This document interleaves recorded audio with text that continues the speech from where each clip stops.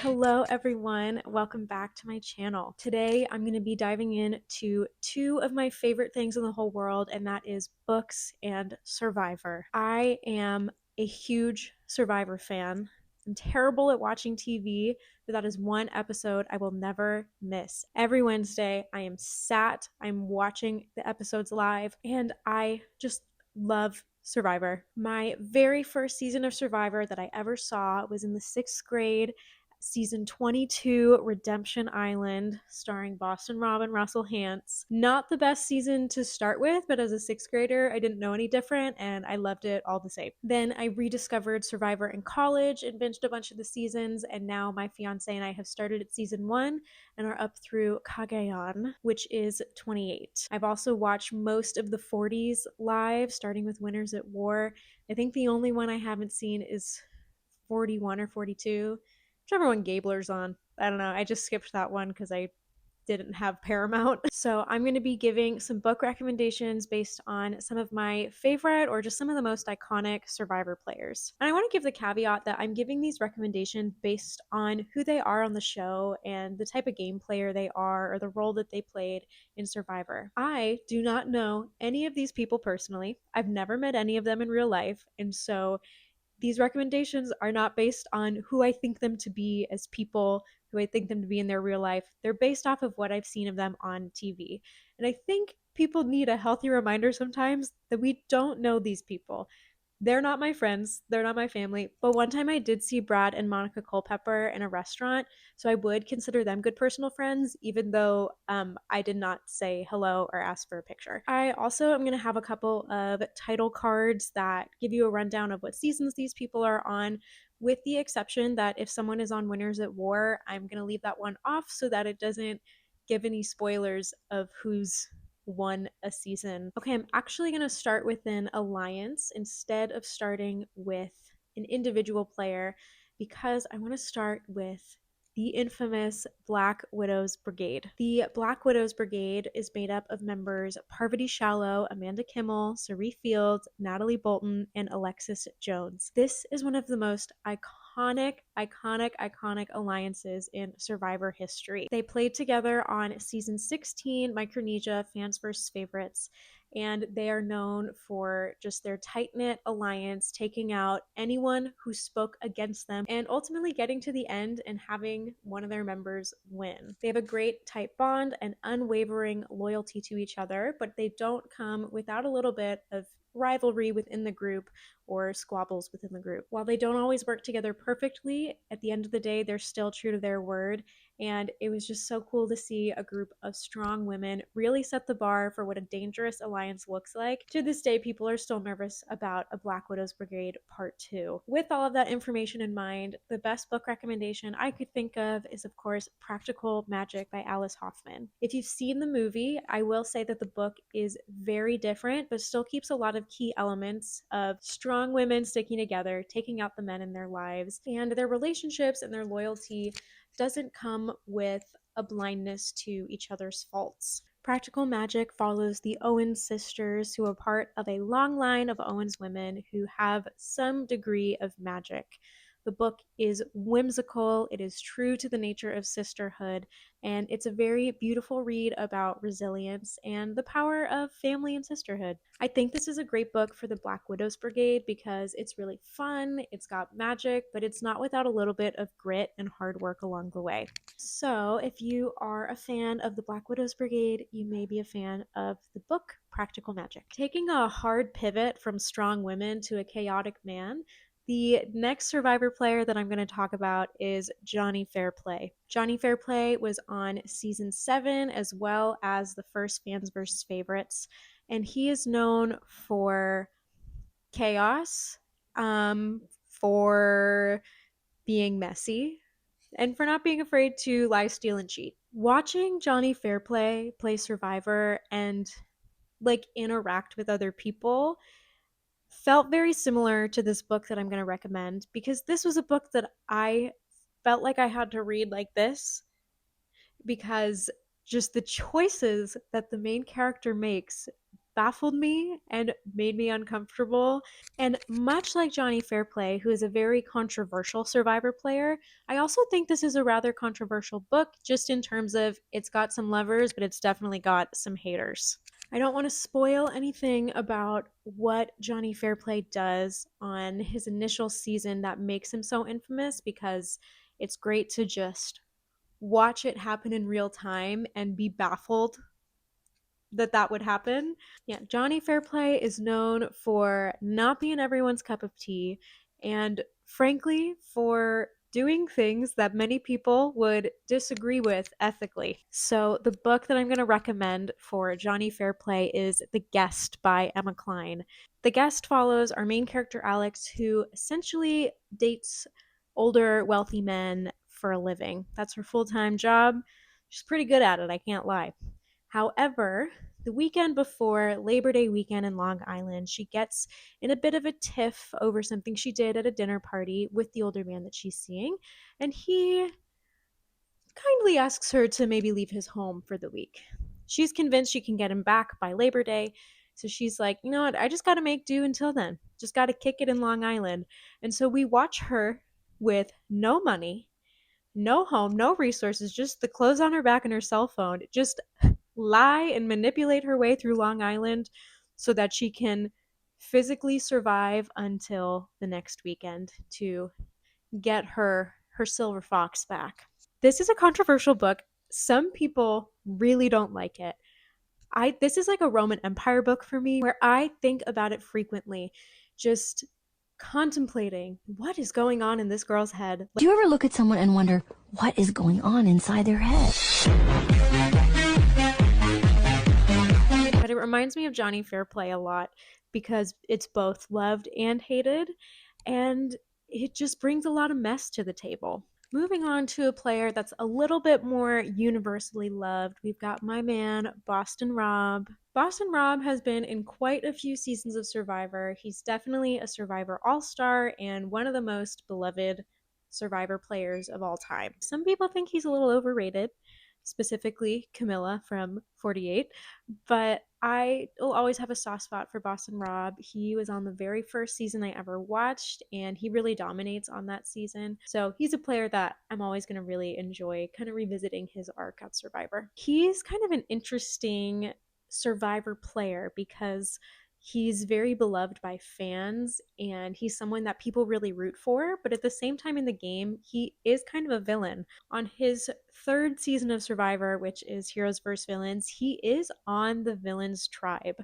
When he's in this game, he does tend to play really hard. He plays with a lot of strategy, and he's not afraid to make big moves and get some blood on his hands, as they say. I wanted to think of a book that has maybe a morally gray character, someone who might be kind of bad, but you still root for them, as well as a book that is just a classic solid read to represent a classic solid Survivor player.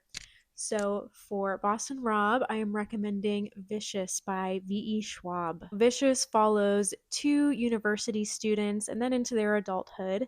In their final year at university, they are conducting their theses, and one of the students wants to explore the concept of EOs, or extraordinaries, which are essentially people that have some type of superpower. They conduct these experiments, and the two main characters end up getting a type of superpower, and one very quickly gets put into a hero position, while the other main character that we follow for most of the book gets put into our villain position. As the story unfolds, we get to see how the line between hero and villain might be a little bit blurred. The main characters in this book are not afraid to manipulate, they're not afraid to go after what they want, but at the end of the day, we can't help but root for them just based on the principle of the thing. So if you, like me, love Boston Rob, you might also love Vicious by V.E. Schwab. A player also on Heroes vs. Villains and Redemption Island, kind of a foil to Boston Rob in a few ways, is none other than Russel Hantz, one of the best villains in Survivor. Love him or hate him, he makes for good TV. Russel Hantz is known for being duplicitous, manipulative, selfish. He's not afraid to stab every single person there in the back if it means that he gets to the end. And if you watch the show, you'll know whether or not that works out for him. And something that I appreciate about Russel is that he's not afraid to be a villain. I feel like we're never going to get another Russel Hantz in today's day and age just because there's a lot more backlash for like being a quote unquote bad person on TV nowadays. And he was a quote unquote bad person on his seasons. So I wanted to think of a book that has just a really strong villain presence where the villain is not afraid to be evil. They're not afraid to be irredeemable if it means that they get where they want and what they want in the end. So the book I'm recommending for Russel Hantz is Leech by Hiron Ennes. In Leech, we follow the doctor that's living in this gothic manor. We've got a great, just shadowy setting in this book. This doctor is the replacement for the most recent doctor that has died under mysterious circumstances, and the doctor is there to investigate why these deaths are happening, as well as to just in general be the doctor on the premises. I like to give descriptions of books kind of off the dome and in my own words, but every once in a while I do think that the plain old synopsis on the book does it justice. For hundreds of years, the Interprovincial Medical Institute has grown by taking root in young minds and shaping them into doctors, replacing every human practitioner of medicine. The Institute is here to help humanity, to cure and cut, to cradle and protect the species from the apocalyptic horrors their ancestors unleashed.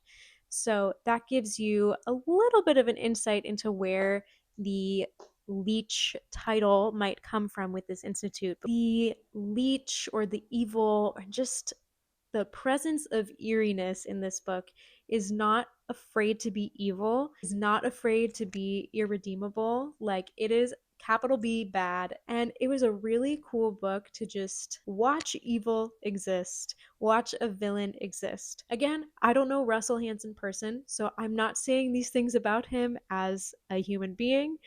I'm just saying, on Survivor, he was a great villain within the game. Something else that I want to point out about Leech is the author is non binary, and I think that that comes through in a really unique way in some of the characters in this book, where they are genderless, so to say, and it's a really cool representation of gender or lack thereof in a book. So I just want to shout that out for some additional representation within this book. So if you want just a dark, manipulative, leechy little read, you should pick up Leech if you want to read something that'll remind you of Russel Hantz. Okay, going on from one of the greatest villains to one of the greatest heroes, a woman very near and dear to my heart, Cirie Fields. Cirie is famously known for being the woman who got off the couch and did it. She talked a lot about how she wanted to motivate herself to do something, and that was kind of a phrase that she coined in her first season, where she was someone who watched Survivor and was like, I'm going to get off the couch and do it. And it totally changed the trajectory of her life. She's now been on Traitors, she's been on Big Brother. Honestly, she dominated on both of those shows as well. So Cirie Fields is just an awesome woman to watch on TV. She has also been on quite a number of seasons, and she is going to be on season 50 coming up, which is really exciting. And I believe she was also on a season of Australia as well. So Cirie is often someone who is a little bit of the underdog in the game. And if she's not an underdog, she's at least underestimated. She is very kind. She's very sweet when she gets to know people. A lot of people have said that she's just really personable. And so they count her out strategically. She's not always the best at physical challenges. And so people don't worry about her winning individual immunities. And so she's able to skate by undetected in a lot of ways. And if you've watched Traitors, you know that she is an excellent silent assassin, which leads me into my recommendation for Cirie, and that is Assassin's Apprentice by Robin Hobb. I will say that I'm specifically recommending Assassin's Apprentice. I'm only on book 3 of the Farseer trilogy, so I can't recommend the whole of Realm of the Elderlings to fit Cirie. I feel like I can at least recommend book 1. We follow Fitz, who is the bastard son of the king in waiting. Because he's not a true heir, he doesn't have the same rights and responsibilities as the son of the prince. So he takes on some other roles and gets trained from a very young age to become an assassin to the king. Fitz is a character who is frequently underestimated, who is frequently looked over, and at the end of the day, his ability to fly under the radar gets him a lot further than where he started. Just like Cirie, I think The Assassin's Apprentice is a great representation of resilience, of character growth, and growth of assuredness in yourself, and someone who is able to quietly dominate in a lot of ways. At least across the first two books, we see Fitz really grow into new levels of respect from different people, and I think we also see Cirie really grow in the respect that she gains as a player. So if you're looking for a character that is easy to root for, that has a great growth and character arc, and you love Cirie, I think Assassin's Apprentice is a good little matchup. If Jonny Fairplay is chaotic evil, then I think this next player is chaotic good, and that is none other than Tony from Survivor Cagayan and Game Changers. Tony is known for making promises that he has no intention of keeping. He's known for creating hidey holes to spy and eavesdrop on people. And he's known for ultimately just sowing chaos so that he can slip under the radar and get ahead. But where other players are maybe selfish or manipulative in the chaos that they sow, Tony is just kind of silly. Like, he's just kind of goofy. And you can tell that he's out there playing the game and just having a lot of fun while still working hard to strategize and outwit, outplay, outlast. So I wanted to think of a book that really encapsulated a level of goofiness and chaos, but also a very complex web that you don't quite follow along the way. And then you get to the end of the book, or in Tony's case, the end of the season, and you see all of the puzzle pieces click into place, and you're like, oh my gosh, that's how we got here. And of course, my recommendation for fun, goofy chaos is none other than Gideon the Ninth by Tamsyn Muir. Gideon the Ninth. What a book. What a book. Like many others before me, I want to say as little about this book as possible, because going into it blind and just letting the book happen to you is such an experience. To give you a little bit of information, this is a fantasy sci fi following a group of powerful necromancers and their cavaliers. Gideon is a cavalier, just kind of like a knight or a glorified bodyguard to a very powerful necromancer, and they all get invited to this house thing to try and figure out how to level up, is the best way to say it. Gideon is so unserious. This book is full of chaos. This author is just like so quick and funny. So, if you love a player like Tony who is goofy yet strategic and just overall someone fun to watch, I think you would like this goofy, complex, and fun to read book, Gideon the Ninth. I can't recommend books based on Survivor players without mentioning my fave, Parvati Shallow. Parvati first Greystar screens on season 13, one of my favorite seasons, Cook Islands. I think this is one of the best seasons to start with because we get a lot of really strong players that come back in later seasons, and there's a lot of really fun just strategizing that goes on. This season is also known for kind of an interesting theme that gave us this very excellent quote from Parvati. I mean, is that kosher? So, Cook Islands famously separated the tribes by race, which something that I want to give that credit for is I thought that it was really great for bringing in more diversity to the show because we saw a bigger uptake in non-white contestants after season 13, and it just kind of showed that, like, hey, you can have a cast that's not 85% white people and people will still watch the show, and you can actually have a really good show because then you have more people from different backgrounds with different experiences. So I think it was like a really weird way to introduce the concept of diversity, but I like that there was diversity present. And I think that the diverse cast is what makes Cook Islands so great. Parvati is known for being hot and being fun and being kind of cutthroat. She's just such a fun player to watch. Parvati is known for using her womanly charms, her flirtatious nature to get what she wants and get ahead. She will flirt with boys so that they don't vote her out, so that they protect her, but she's also a killer strategist. She's great in physical competitions, and she's great at just working with people. I had one recommendation for her that I still want to recommend, but I don't think it's the strongest because I don't think that people will like this book as much as I did. And that book is The Most by Jessica Anthony. This was a long list for National Book Award or the Booker Prize. I'll put it on the screen. I read this for a book club last year and it blew my mind, but I don't think everyone's going to love it. It has kind of a low Goodreads rating. But the premise is this woman who's just kind of a suburban mother and housewife decides to get into the pool at her apartment complex and not get out. That's it. That's the setup. And then we kind of follow her life through the lens of herself and her husband and the trajectory of their lives and how they met and how they got to this point where she won't get out of the pool. It takes place in the 50s and it definitely has more of a literary lens. Kenny thought it was going to be like a comedy book because he's like, oh, she gets in the pool and she won't get out. And it's like, no, it's not funny, unfortunately. But it is very insightful to kind of the battle that goes on between men and women, which is something that I think Parvati represents really well in the game because she both uses people's expectations of her as a woman to her benefit, but she also refuses to be this sweet, docile little lady who's afraid to go after what she wants. Parvati is kind of fearless in the game of Survivor. I think that this is a good book to pair with Parvati just because this main character isn't afraid to go after what she wants and she's willing to kind of turn those traditional gender roles on their head.